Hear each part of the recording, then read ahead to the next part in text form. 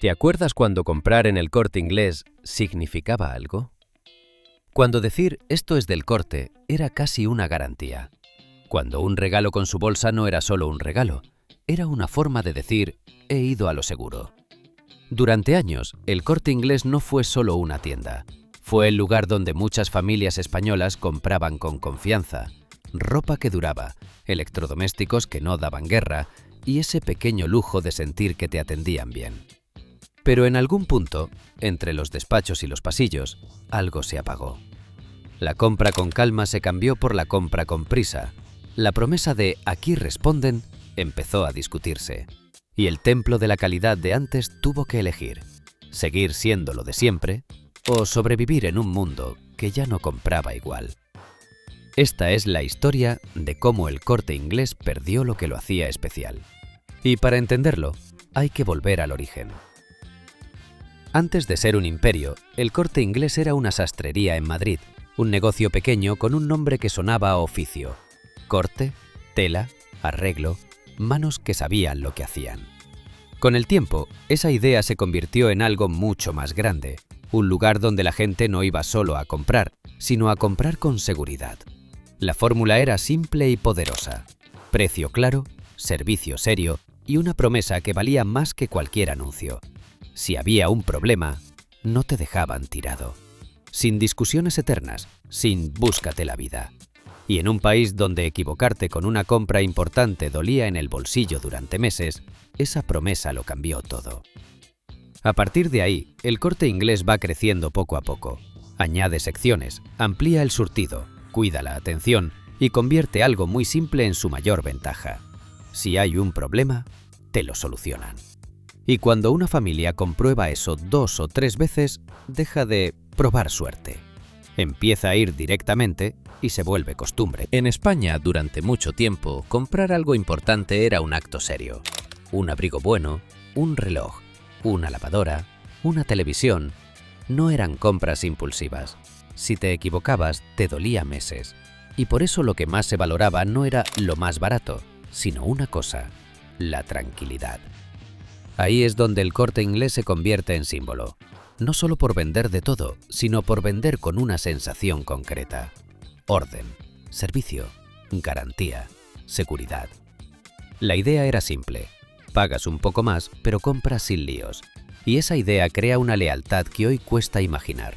Por eso, cuando llega la época que más gente recuerda, finales de los 80 y sobre todo los 90, El Corte Inglés ya no es una tienda, es un destino.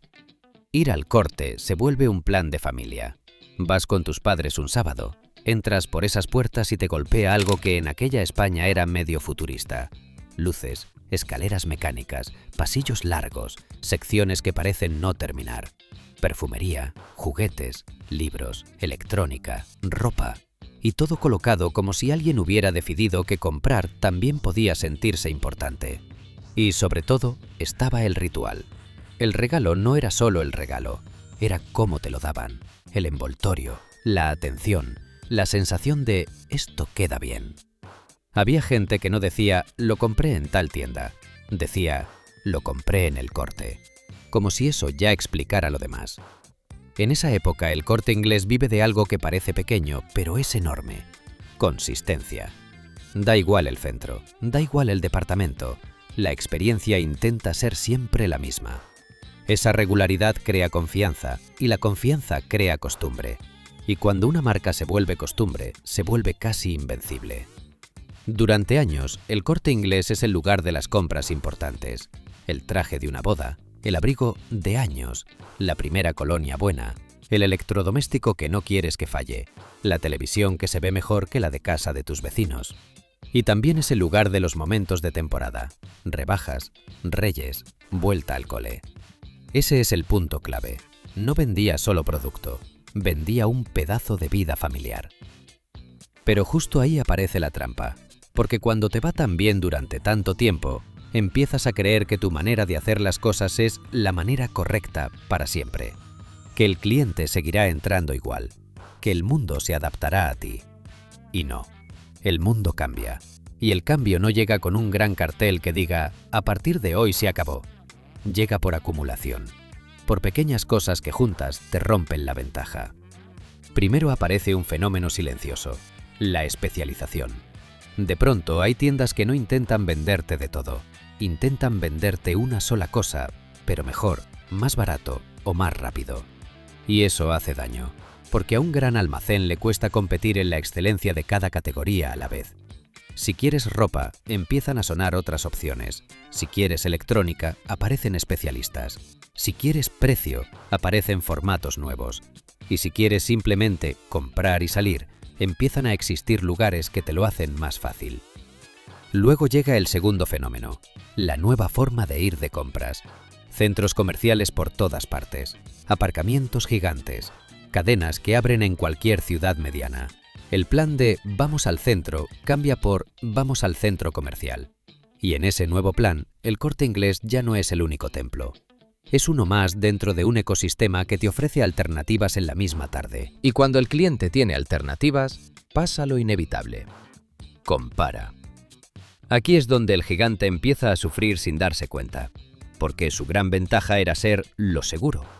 Pero si el cliente ve que lo seguro también existe fuera, deja de pagar el extra por inercia.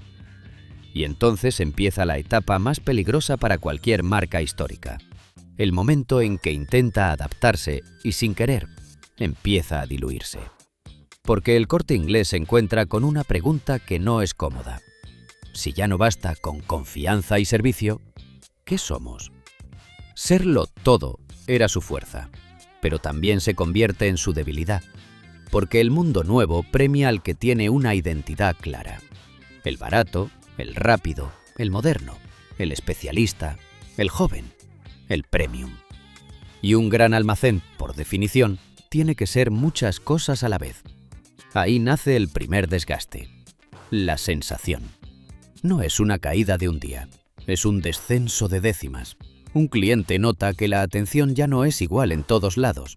Otro siente que el surtido cambia y ya no encuentra lo de siempre. Alguien compara precios y ya no le cuadra. Alguien compra una vez fuera y descubre que no se muere por ello. Y sin drama, aparece la frase que define el principio del final. Ya no es lo que era. Pero lo verdaderamente brutal todavía no ha llegado, porque el golpe definitivo no es un competidor ni un centro comercial. El golpe definitivo es el cambio de reglas. Y ese cambio tiene nombre: Internet. De pronto, la compra deja de ser un ritual físico. Ya no tienes que ir, ya no tienes que ver, ya no tienes que tocar. Puedes comprar desde casa, puedes comparar en segundos, puedes leer opiniones, puedes encontrar alternativas sin moverte del sofá. Y aquí pasa lo que pasa siempre con los gigantes que nacieron en el mundo anterior. Tardan en entender que el problema no es tener una web.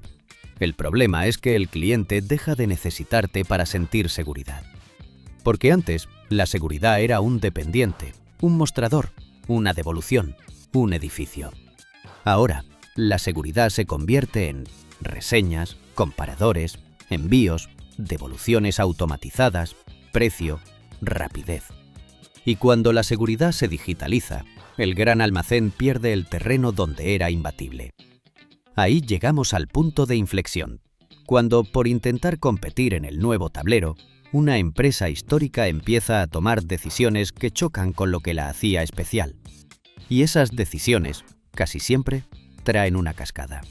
Porque si quieres competir con precios, tienes que recortar en algún sitio. Si quieres competir con rapidez, tienes que cambiar cómo trabajas. Si quieres competir con variedad, tienes que meter más marcas, más rotación y más volumen. Y si haces eso sin cuidar la experiencia, lo que era alma se vuelve operación. En la siguiente parte entraremos justo ahí, en el tramo donde la identidad se confunde, donde el cliente de siempre empieza a sentirse huérfano, donde el joven no termina de entrar y donde el gigante llega tarde a un mundo que ya iba a otra velocidad. Y entonces llega el tramo donde el mito se rompe del todo. No por un escándalo, por una suma de decisiones que vistas en frío tienen lógica, pero juntas cambian la esencia. El Corte Inglés intenta competir en un mundo nuevo, más rápido, más barato, más comparado, más impaciente. Y para hacerlo, empieza a parecerse a lo que nunca fue. Porque cuando el cliente entra buscando lo seguro, nota algo distinto. Menos ritual, menos calma, menos esa sensación de aquí te cuidan. Y al mismo tiempo, el cliente que solo quiere precio sigue pensando que es caro. Resultado, el de siempre duda y el nuevo no llega. Ese es el peor lugar donde puede quedar una marca histórica, en tierra de nadie. Y justo ahí, lo digital remata el cambio. En Internet, la confianza ya no la da el edificio, la da el sistema. Envíos rápidos, devoluciones sencillas, precios transparentes, reseñas, comparación en un clic. Si tú eras fuerte porque respondías, el mundo online hace que otros también parezcan responder, y a veces más fácil. El problema no es tener web. El problema es que cuando la gente se acostumbra a comprar desde casa, ir a una gran tienda deja de ser un plan, pasa a ser un esfuerzo. Y si además puedes encontrar lo mismo fuera con 2 toques, el hábito se rompe. Aquí se rompe la promesa.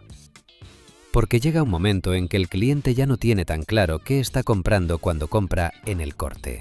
Antes compraba tranquilidad. Ahora, a veces, siente que compra lo mismo que en otros sitios, pero sin esa diferencia que antes lo justificaba. Y aún así, El Corte Inglés no desaparece, porque hay algo que lo sostiene: su papel como lugar de confianza para un sector enorme del país y su capacidad de seguir siendo referencia en compras importantes, campañas y servicios. Pero el precio de sobrevivir en la nueva era es aceptar que aquel Corte de los 90, el de plan familiar, el de calidad de antes, el de aquí se compra bien, no puede volver tal cual. Y esa es la parte que duele, porque no hablamos solo de comercio, hablamos de una época, de un tipo de ciudad, de una forma de comprar que era también una forma de vivir. Lo que se perdió no fue una tienda, fue una sensación. La de entrar en un sitio donde todo estaba pensado para que tú te fueras tranquilo, donde el tiempo iba un poco más lento, donde comprar no era una guerra de precios, sino un acto de confianza. Por eso este tema engancha tanto, porque cuando una marca así cambia, te obliga a aceptar algo incómodo, que no es solo la empresa, es que el país compra distinto y con eso se va una parte de lo que recordamos como normal. Y ahora te pregunto a ti, ¿cuál es tu recuerdo más fuerte del Corte? ¿Las rebajas? ¿La vuelta al cole? ¿Los regalos de Reyes? ¿La perfumería? ¿Los juguetes? ¿El primer traje serio? Déjamelo en comentarios. Y si te gustan estas historias de cosas que estaban en todas partes y un día empezaron a desaparecer sin que nos diéramos cuenta, suscríbete a Relatos Archivados. Porque al final, lo que intentamos guardar aquí no son marcas, son recuerdos.